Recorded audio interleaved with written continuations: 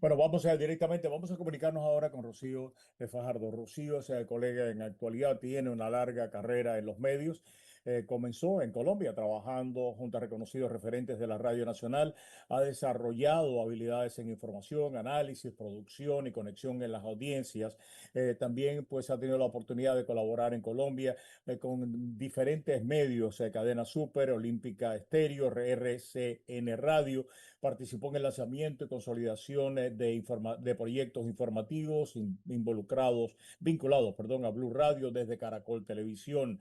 Productora y conductora del podcast Por favor Hablemos, y pues la tenemos aquí con nosotros en la tarde de hoy para que nos ayude a entender no solamente lo que está pasando en Colombia, sino también la reacción de los colombianos en el exterior, donde ella ha estado monitoreando la situación de una manera muy puntual. Gracias, Rocío, por acompañarnos. Un verdadero placer, un honor tenerte en el programa.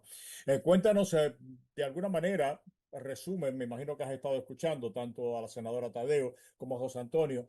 De alguna manera trata de traducir lo que ellos estaban diciendo para nosotros, para nuestros, y sobre todo para los que no somos colombianos, ¿no? Ayúdanos. Roberto, muchas gracias por la invitación, la verdad, un placer estar contigo. Y sí, como tú lo dices, estas votaciones son decisivas para Colombia, no solo porque acabamos de pasar o estamos atravesando con un gobierno de Petro muy discutido, muy comentado, y que hay muchos votantes que se arrepintieron en ese momento hace 4 años. Entonces, la verdad, estas son votaciones son muy, muy importantes porque ahí vamos a definir si vamos a continuar con un voto de izquierda que ya lo tuvimos y lo tenemos en este momento corriendo, pues, y o si nos vamos para un centro o si definitivamente volvemos a tener como ese aval de Álvaro Uribe que tú decías anteriormente. Entonces, el país está totalmente dividido, pero ya ni siquiera es en dos, ya tenemos tres bandos súper importantes y por eso esta última decisión de saber quién va a segunda vuelta es muy difícil de pronto decir si puede ir tal o tal, porque los tres, independientemente que las encuestas hayan sido muy reveladoras, pueden cambiar hoy totalmente el futuro de Colombia. Rocío, yo he escuchado declaraciones o sea, de Abelardo bastante cuestionable. Ya ha abordado el tema de las groserías, de las vulgaridades que ha dicho, no quiero insistir en el tema, pero sí desde el punto de vista político. Él ha hablado o sea, cuando el proceso de paz, de que había que darle espacio, que había que darle, que había que permitir pues a las guerrillas incorporarse. En una ocasión hasta dijo que Timochenko debía de estar o sea, en el legislativo colombiano.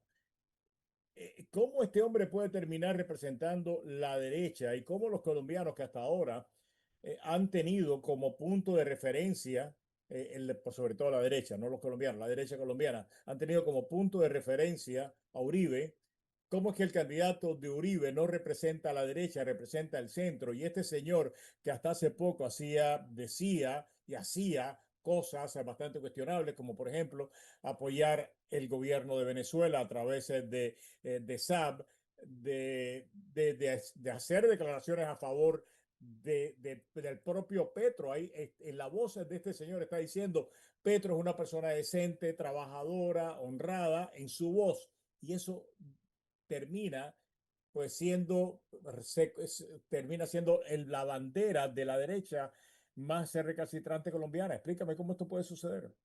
La verdad es que uno no entiende qué sucede cuando estos candidatos toman una posición tan radical y después tú ves que la defienden, pero que lo más cuestionable de todo eso no es que ellos tengan ese parlamento, sino que la gente lo siga. Ahí es cuando uno se cuestiona muchísimo lo que tú estás diciendo, porque la gente que tiene esos argumentos tan bajos, tan débiles, la gente sí los patrocina sabiendo que tiene un historial totalmente delincuencial, o sea, que uno no entiende qué está pasando y por qué cogen tanta fuerza.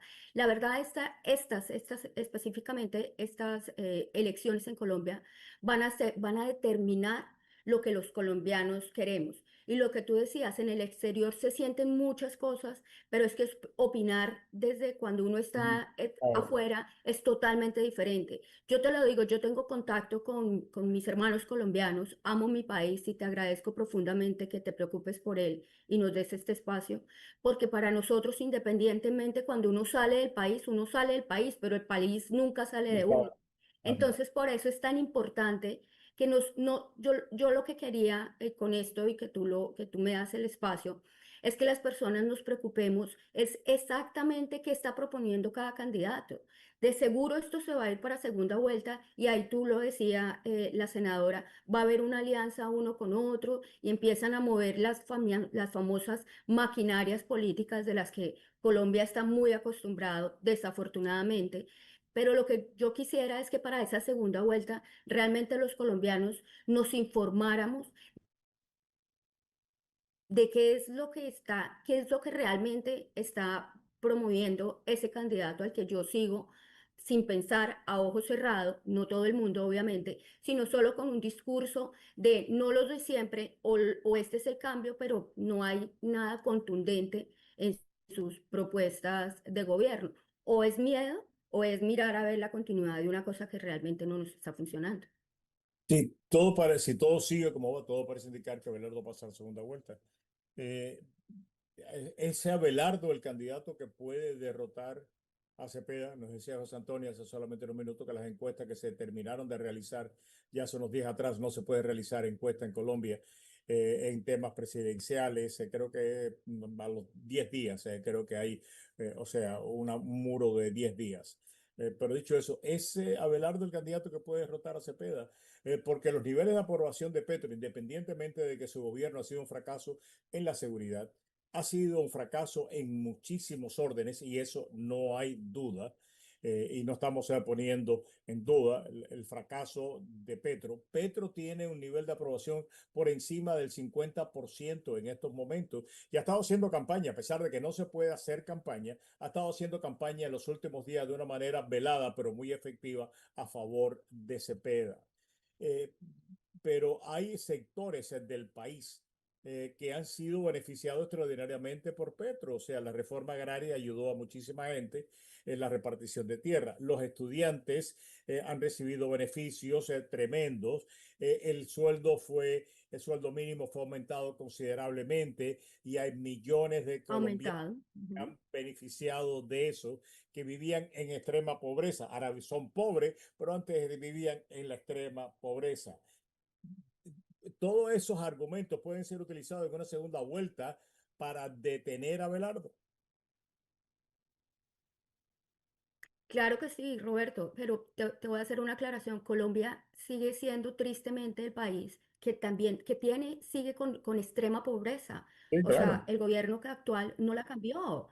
Nosotros, tristemente lo digo, en regiones como La Guajira, Quibdó, Leticia, tenemos extrema pobreza. O sea, y ningún candidato ahorita, si tú ves los planes de gobierno, ninguno se ha dedicado a hablar, a hacer un punto de referencia a cómo vamos a cambiar eso, cómo lo vamos a mejorar, porque eso es una cosa que dejamos ahí como en velo y no decimos nada. Y respecto a lo que tú me preguntas de Petro, que si va a ser contrapeso a Belardo, pues obviamente que sí. Es más, hoy, hace una semana no se puede hacer proselitismo en Colombia, ningún candidato puede hacer ningún tipo de campañas, pero el presidente, que tiene obviamente un rango, que es el presidente, hoy cuando fue a votar lo que hizo fue mostrar su voto. Eso es hacer proselitismo, Claro, eso por hacer supuesto. campaña de publicidad. O sea, eso es Totalmente. decir, miren y miren quién soy yo. Y háganlo, o sea, tú sabes, nosotros que manejamos publicidad, yo no tengo que decir que mira que tomo Coca-Cola, pero si me ven la Coca-Cola acá y ven que la muevo para acá, que la muevo para acá, eso es publicidad. Y eso es lo que están haciendo ellos, y no lo hizo solo él, sino también lo hizo el senador Benedetti. Entonces uno dice, pero perdóname, eso no es proselitismo, tú no estás haciendo campaña por tu candidato cuando los otros no tienen esa opción, porque no tienen un mandatario, pues, que se esté levantando la mano y esté diciendo, mire lo que yo estoy haciendo. Entonces eso sí lo van a hacer y eso va a continuar ahorita.